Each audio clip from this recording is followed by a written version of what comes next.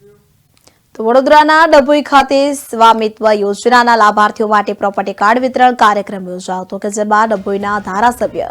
જિલ્લા સહિત મહાનુભાવોની ઉપસ્થિતિમાં જિલ્લામાં 343 ગામ અને ડભોઈના 51 ગામના લાભાર્થીઓને પ્રોપર્ટી કાર્ડનું વિતરણ કરવામાં આવ્યું હતું। આ પ્રસંગે મોટી સંખ્યામાં લાભાર્થીઓ ઉપસ્થિત રહ્યા હતા।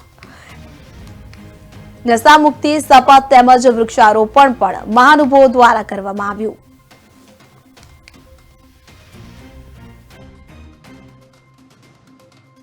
આનાથી તમામ ગરીબોને નાના ગામડાના લોકોને પોતાની જે જગ્યા છે એ જગ્યા એમની મિલકત એની સંપૂર્ણ માહિતી અને એનું સર્ટિફિકેટ આપવા માટે સ્વામિત્વ પ્રોપર્ટી કાર્ડ હેઠળ પ્રોપર્ટી નિશ્ચિત થઈ જાય પછી એમના નાના મોટા જે કૌટુંબિક ઝઘડાઓ પણ ના થાય, શેડા પડોશી તરીકે જે ઝઘડા થતા હતા એ પણ ના થાય અને પોતાની મિલકત ઉપર આ પ્રોપર્ટી કાર્ડના આધારે લોન લઈને એ પોતાના પરિવારના ધંધાકીય પણ ઉદ્ધાર કરી શકે અને મકાન બાંધકામ કરવા માટે પણ એનો ઉપયોગ કરી શકે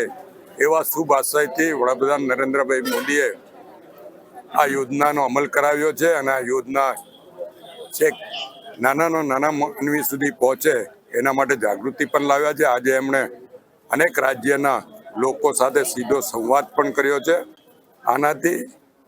તમામ ગરીબોને નાના ગામડાના લોકોને